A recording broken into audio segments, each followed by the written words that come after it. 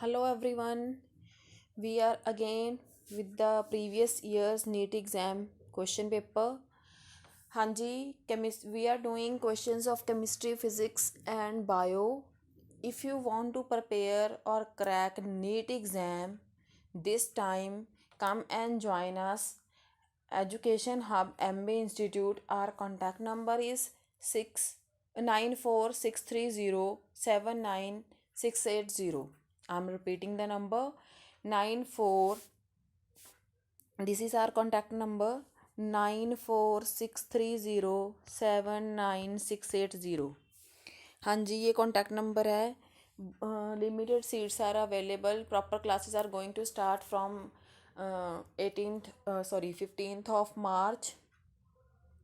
बहुत limited faeces हैं और बहुत जेन्युइन फीस है और जस्ट 45 डेज़ का कोर्स है जिसमें आप इजीली नीट एग्ज़ाम को क्रैक कर सकते हो. प्रीवियस ईयर्स के क्वेश्चंस बहुत डिटेल के साथ कर रहे हैं हम इसमें.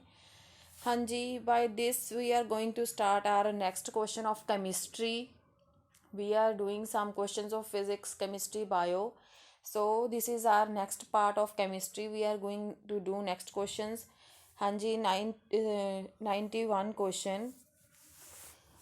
For an ideal gas, Joule Thomson coefficient is. हाँ जी, what do you mean by ideal gas? Ideal gas is that gas which follow all the gas rules. Especially you can say that follows PV is equals to nRT. This is the ideal gas. ठीक है, तो इसमें क्या है जो कहते हैं joules Thompson coefficient किसी भी आइडियल गैस के लिए क्या होता है, उसकी वैल्यू क्या होती है? Zero, negative, positive, depend upon the molecular weight. हाँ जी, so its answer is zero. Basic fact behind this is that इसके पीछे जो रीज़न है वो ये है कि इसमें जो जो कोई भी आइडियल गैस होती है उसमें जो वंडरफुल फोर्स ऑफ अट्रैक्शंस होती हैं दैट इज़ अबाउट नेग्लिजिबल होने के कारण तो उसमें जो एनर्जी एक्सपेंडिचर है वो मतलब इसमें होता ही नहीं क्योंकि फोर्सेस ही नहीं है. तो फोर्सेस को ब्रेक क्या करना, तो उसमें क्या होएगा जो एक्सपेंडिचर ऑफ एनर्जी होता है to overcome this force of attraction that is a zero. So overall coefficient is a zero. Next question. By which reaction a ketone can be converted into hydrocarbon. हाँ जी, naming reactions हैं. मैंने previous video में भी बोला था कि आपको जो नेमिंग रिएक्शंस है वो प्रॉपर वे से करनी है. अगर आपको नेमिंग रिएक्शंस प्रॉपर वे से आएंगी तो आप इन क्वेश्चंस का इजीली आंसर कर पाओगे. तो इसमें अगर आप प्रॉपरली इन ऑप्शंस को देखो, अल्डोल कंडेंसेशन है, रेमन टाइमन रिएक्शन है, कैनिजारो रिएक्शन है एंड द वॉल्फ-किशनर. अगर आपको रिएक्शंस आती हैं तो आप इजीली गैस कर पाओगे कि किस में जो रिएक्टेंट है हम कीटोन से स्टार्ट करके उसको अल्केन ग्रुप मतलब हाइड्रोकार्बन्स तक लेके जाते हैं.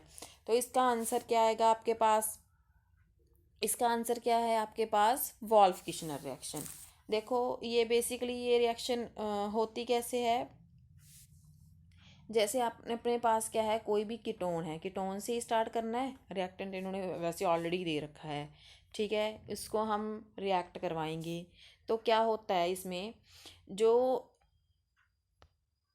जो ये इसमें क्या रिएक्शन अक्कर करती है, यहाँ पे क्या लग जाएगा NN2. मतलब क्या हो गया, हाइड्रोजोन फॉर्म हो जाता है. मतलब पीछे से क्या है, वाटर मॉलिक्यूलर रिलीज हो गया.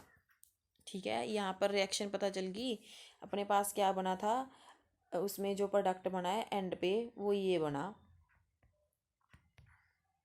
NN2. ठीक है, इसको बोलते हैं हाइड्रोजोन. इसको अगर हम दोबारा से KOH के साथ ट्रीट करते हैं तो हमारे पास क्या बन जाता है, alkane. So this is the answer for your question, that is Wolff Kishner reaction. Wolff Kishner reaction Wolff Kishner reaction में हम कीटोन से ईजिली हाइड्रोकार्बन्स को फॉर्म कर सकते हैं. हाँ जी, next question 93 question. The dissociation constant of 0.1 mole of a weak acid is 4.9 into 10 raised to power minus 8.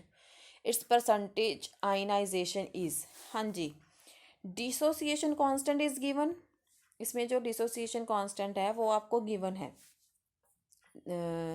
एक आपको कंसंट्रेशन गिवन है 0.1, और डिसोसिएशन कांस्टेंट क्या है आपके पास 4.9 इंटू 10⁻⁻⁸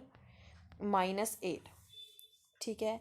हमने निकालना क्या है इसमें, क्वेश्चन में निकालना क्या है, हमें परसेंटेज ऑफ आयनाइजेशन निकालनी है। तो परसेंटेज निकालने का, आयनाइजेशन निकालने का फॉर्मूला क्या होता है, अल्फ़ा, ऑसवाल्ड डिल्यूशन लॉ के accordingly alpha is equals to K upon C. Put the values here and you will easily get the 4.9 into 10⁻⁻8 divided, sorry ये भी रूट में है, 0.1। अब इसको सॉल्व कर लो तो आपके पास आंसर क्या आ जाएगा, 7 इंटू 10⁻⁻4। जब आप इसको सॉल्व कर लोगे, इन्होंने परसेंटेज पूछी है, तो परसेंटेज पूछने का क्या मतलब है, आप इसको 100 से मल्टीप्लाई कर दो और जो आपका इसका आंसर आएगा that will be 0.07%। I think you can easily calculate this. Next, the photochemical law are applicable to. जो फोटोकेमिकल लॉज हैं वो हमेशा ही, जो फोटोकेमिकल लॉज हैं, फोटोकेमिकल जो लाइट की प्रेजेंस में जो रिएक्शंस अक्कर करती हैं, सनलाइट हो सकता है, उनमें जो रिएक्शंस अक्कर करेंगी वो लॉ है जो सिर्फ किस पे एप्लीकेबल है, प्राइमरी रिएक्शंस पे, सेकेंडरी रिएक्शंस पे, both A and B and none of above. तो इसका आंसर क्या है आपके पास, जो ये रिएक्शंस हैं ये हमेशा क्या होती हैं, प्राइमरी रिएक्शंस होती हैं। हाँ जी, तो नेक्स्ट क्वेश्चन क्या आ गया हमारे पास, a compound having molecular mass 78 and contains carbon 92.31% and hydrogen 7.69%, its molecular formula is. हाँ जी, हमें पता है अगर हमने मॉलिक्यूलर फॉर्मूला निकालना है, हमें परसेंटेज गिवन है, मॉलिक्यूलर मास गिवन है। अगर हमें मॉलिक्यूलर फॉर्मूला निकालना है तो उससे पहले हमें एम्पेरिकल फॉर्मूला निकालना पड़ेगा इसका, क्योंकि हमें पता है जो मॉलिक्यूलर फार्मूला होता है that is an into empirical formula. तो एम्पेरिकल फार्मूला निकालने का इजी मेथड है, बहुत सिंपल सा मेथड है। हाँ जी, क्या करते हो, हमें पता है हमारे पास कार्बन और हाइड्रोजन है, इसमें हमें कार्बन की परसेंटेज दी है इन्होंने 92.31%, और इसकी दी है 7.69%। हाँ जी बेटा, तो इससे इसके साथ क्या होगा, अब हमने क्या निकालना है, रिलेटिव नंबर ऑफ मोल्स निकालने हैं। मोल्स निकालने के लिए क्या करते हैं हम, जितनी परसेंटेज है उसको डिवाइड बाय 12 कर ले। इसके मॉलिक्यूलर जो मास है इसका, कार्बन का जैसे मास है 12, हाइड्रोजन का मास होता है 1, तो इससे डिवाइड कर लेंगे। अगर इसको डिवाइड करोगे तो आपके पास क्या आ गया, 7.69। ठीक है, तो इसका तो जैसे 1 से डिवाइड करोगे तो सेम वही टर्म रह जाएगी। ठीक है, तो अगर अगर हम देखें हमने इनकी क्या निकालनी थी, रेशो निकालनी थी, तो हमारे पास जो एम्पेरिकल फार्मूला बन गया C1H1, क्योंकि ये दोनों आपस में क्या हो गए, कैंसिल हो गए, क्योंकि हम ऐसे ही फार्मूला निकालते हैं ना क्रॉसिंग करके, सेम वही मेथड है। तो इसका जो एम्पेरिकल फार्मूला आया वो आ गया हमारे पास C1H1। जो अब मॉलिक्यूलर फार्मूला होता है that is equals to N into empirical formula, तो उसमें से पहले एन की वैल्यू निकाल लो, molecular mass divide by empirical formula. ठीक है, मॉलिक्यूलर मास क्या है हमारे पास, जो गिवन है दैट इज़ द 78। ठीक है, तो मॉलिक्यूलर मास क्या है 78, और एम्पेरिकल फार्मूला मास कितना आया हमारे पास, जो फार्मूला था दैट इज़ C1H1। तो कार्बन का मास कितना होता है 12 प्लस 1 दैट इज़ 13। जब दोनों को डिवाइड करोगे हमारे पास क्या आ गया 6। तो हमारे पास जो फार्मूला बना molecular formula that is 6। That means क्या होता है formula, molecular formula equals to N into empirical formula, तो एन हमारे पास 6 आया था, तो ये फार्मूला ओवरऑल बन गया C6H6। ठीक है, तो हमारे पास जो ऑप्शन आएगा that will be D option. हाँ जी, next question, the important ore of copper is. हाँ जी, कॉपर की सबसे इम्पॉर्टेंट ओर कौन सी होती है जिसमें से हम कॉपर को ईजिली एक्सट्रैक्ट कर सकते हैं, दैट इज़ कॉल्ड मेलाचाइट। ठीक है, इसका फॉर्मूला होता है आपके पास CuCO3 CuOH ट्वाइस। तो अगर आप इसको ऑब्जर्व करो, इसमें कॉपर कितना ज़्यादा लार्ज अमाउंट में प्रेजेंट है जिसको आप इजीली एक्सट्रैक्ट कर सकते हो, तो इसकी और क्या होगी, मेलाजाइट। ठीक है बेटा, अगर आपने जो इसमें ऑप्शंस में मेंशन है, आपने बाकी ओर्स के बारे में भी पता करना है कि उनके फार्मूलाज क्या हैं, you can message me, I will answer you about this. Next question is sucrose on treated with concentrated HCl produces. जो सुक्रोज होता है वो अगर हम उसकी HCl से, कंसनट्रेटेड HCl से रिएक्शन करवाते हैं तो हमारे पास क्या फॉर्म होता है। हाँ जी, सुक्रोज क्या होता है, फॉर्मूला C12H22O11। इसको मैंने HCl से, कंसनट्रेटेड HCl से ट्रीट करवा दिया, तो हम मेरे पास क्या बनेगा, CH3CO CH2 COOH। ठीक है, so this is a formula for levulinic acid, that is D।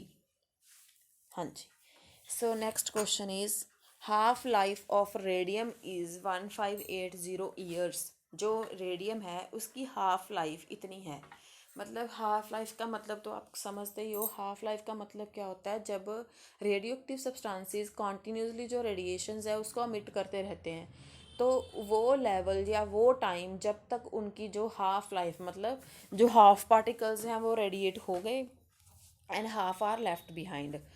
तो इसकी जो डेफिनेशन आपने इजीली की हुई है, half life is defined as the time in which the radioactive substances become half of its initial value.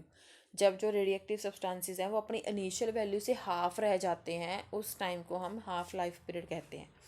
तो radium की दी हुई है इन्होंने 1580। The average life will be, उसकी एवरेज लाइफ क्या होगी अगर हाफ लाइफ आपको गिवन है। तो एवरेज लाइफ का फॉर्मूला क्या होता है, what is the formula for average life, 1.44 into half life. बस सिंपल है, इसमें से वैल्यूज पुट कर लो, क्या आ गया 1.44 इंटू 1580। अगर आप इसको कैलकुलेट करोगे तो आई थिंक आपके पास इसका आंसर आएगा इसका आंसर आएगा आपके पास 2.275 इन 10⁻³ ईयर्स। हाँ जी, next question, in a lake test of a aluminium ion there is a formation of coloured floating lake, it is due to. हाँ जी, कहते कि जब हम लेक टेस्ट करते हैं एल्यूमिनियम का, हमें ऐसे लगता है कि जैसे कोई कलर्ड फ्लोटिंग लेक हमें फॉर्म होती है, वो किसके कारण होती है। हाँ जी, बेसिकली जो इसका रीज़न है कलर फॉर्म होने का, that is absorption of the litmus by AlOH3, that is option B. How, इससे क्या होता है, क्योंकि जो एल्यूमिनियम ट्राईऑक्साइड है, एल्यूमिनियम ऑक्साइड है, ऐसे बोल सकते हो, हाइड्रोक्साइड है, वो क्या होता है, जो उसका सॉलिड सरफेस है वो क्या करेगा, जो लिटमस कलर है उसको एब्जॉर्व कर लेता है। एब्जॉर्व करने के कारण वो हमें क्या है, कलर दिखाई देता है कि जैसे कोई एक लेक की तरह फॉर्म हो जाता है। Next, glycerol on oxidation with bismuth nitrate to produce. जो ग्लिसरॉल होता है अगर हम उसकी ऑक्सीडेशन कर देते हैं विस्मथ नाइट्रेट के साथ, तो हमारे पास क्या फॉर्म होता है। हाँ जी, देखो ग्लिसरॉल का फॉर्मूला CH2OH CHOH CH2OH। ठीक है, इसको मैंने ट्रीट करवा दिया विस्मथ नाइट्रेट से। ठीक है, विस्मथ नाइट्रेट तो हमारे पास क्या फॉर्म होगा, पहले तो इसकी ऑक्सीडेशन हो जाएगी। ठीक है, जो यहाँ पे क्या है, कीटोन ग्रुप बन जाएगा, जो नीचे है वो भी क्या बन जाएगा, सॉरी, जो आपके पास एंड प्रोडक्ट बनेगा that will B COOH CO and COOH, that is meso oxalic acid, that is option D। हाँ जी बेटा, होप आप सभी को बहुत अच्छे से समझ आ रहा है। जो भी डाउट्स होते हैं, कोई भी इन जो क्वेश्चंस की हैं उनमें टॉपिक के रिगार्डिंग भी कभी भी कोई डाउट होगा, आप कभी भी मैसेज करके मेरे से पूछ सकते हो। बहुत लिमिटेड सीट्स हैं। 15 मार्च से क्लासेस स्टार्ट हो रही हैं। जेन्युइन सी फीस है, आप इजीली नीट एग्ज़ाम को क्रैक कर सकते हो। प्रॉपर वे से एक्सप्लेन करके हम आपको समझा रहे हैं। हमारा कॉन्टैक्ट नंबर 9463079680 है। जल्द से जल्द हमें ज्वाइन कीजिए अगर आप इस नीट के एग्ज़ाम को क्रैक करना चाहते हैं। Thank you so much.